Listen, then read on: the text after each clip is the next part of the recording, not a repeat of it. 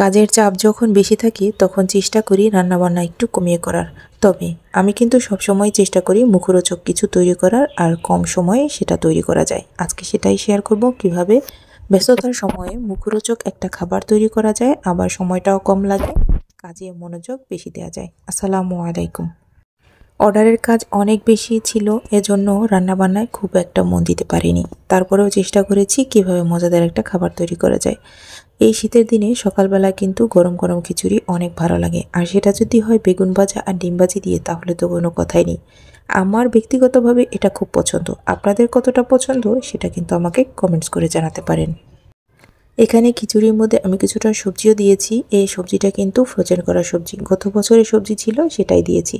এবছরে যেহেতু সবজির দিন শুরু হয়েছে, তাই চেষ্টা করেছি আগের বছরের যে ফ্রোজেন সবজিটা ছিল সেটা শেষ করার। প্রায় শেষ হয়ে এসেছে। আজকেও খিচুড়ির মধ্যে একটু দিয়ে দিয়েছি। এটা দেওয়ার কারণে খিচুড়ির স্বাদটা কিন্তু কয়েক গুণ বেড়ে যায়। খিচুড়ি রান্না করার জন্য চাল ডালের সাথে যাবতীয় মশলা সবকিছু দিয়ে 20 মিনিটের জন্য রেখে দিয়েছিলাম। আর এই 20 মিনিটের মধ্যে আমি পানিটা গরম করে নিয়েছি। এরপর গরম পানি দিয়েই খিচুড়িটা রান্না করেছি। আমি সব তরকারি কিন্তু গরম পানি দিয়ে রান্না করার চেষ্টা করি, এতে করে স্বাদ কিন্তু অনেকটাই বেড়ে যায় আর সময়ও অনেক কম লাগে। অর্ডারের অনেক বেশি চাপ ছিল, আর এই কাজগুলো যত তাড়াতাড়ি সম্ভব শেষ করে কাস্টমারের কাছে পৌঁছে দেওয়াই কিন্তু আমার কাজ। এজন্য তাড়াতাড়ি রান্নাটা শেষ করে নিয়ে আমি আমার কাজে বসে গিয়েছি। তবে কাজে বসার আগে খাবারটা তো শেষ করতে হবে, তাই না? পেট ঠান্ডা না হলে কিন্তু দুনিয়াটা ঠান্ডা হয় না। আর এই জন্যই আমি গরম গরম সকালবেলা খিচুড়ি রান্না করে এটা খেয়ে নিয়েছি, আর এরপরেও অর্ডারের কাজে বসে পড়েছি।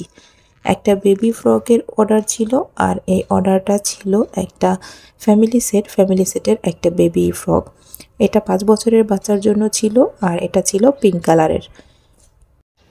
কালারের ফ্রকের উপরে আমি পিঙ্ক কালার দিয়েছি, তবে ডিপ পিঙ্ক কালার দিয়েছি আর হোয়াইট কালার, এই দুইটার কম্বিনেশনই আমি এই ফুলটা ড্রয়িং করার চেষ্টা করেছি। এখানে আমি চেরি ফুল এঁকে নিয়েছি। ফ্রকে কাজ করতে গেলে অনেক সমস্যার সম্মুখীন হতে হয়, যেহেতু ছোট ছোট জায়গা থাকে, আর এই জায়গাগুলোতে প্রত্যেকটা জায়গায় ফ্রেম আটকে দিয়ে তারপরে কাজ করতে হয়। আবার এই ফ্রেমের জায়গাটা শুকানোর পরে আর একটা জায়গায় ফ্রেম দিয়ে তারপরে কাজ করতে হয়। এজন্য সময়টা কিন্তু অনেক বেশি লাগে। আপনি যদি এখনও পর্যন্ত আমার ভিডিওটি দেখে থাকেন আর ভিডিওটি ভালো লাগে, তাহলে অবশ্যই ভিডিওতে একটি লাইক দিবেন, ভিডিওটি শেয়ার করবেন। যদি আপনি আমার চ্যানেলে নতুন হয়ে থাকেন, চাইলে আমার চ্যানেলটিকে সাবস্ক্রাইব করে রাখতে পারেন। যদি ফেসবুক পেজ থেকে দেখে থাকেন, চাইলে আমার পেজটিকে ফলো দিয়ে রাখতে পারেন। আর এই কাজগুলো যদি আপনি অলরেডি করে থাকেন, আপনাকে অসংখ্য ধন্যবাদ। পুরো একটা ফ্রক করতে কিন্তু 2 থেকে 3 ঘন্টা সময় লেগে গেছে, আর এই পুরো সময়টা ধরেই কিন্তু আমি রোদের মধ্যে বসে কাজটা করেছিলাম। কাজটা কেমন হয়েছে অবশ্যই কমেন্টস করে জানাবেন।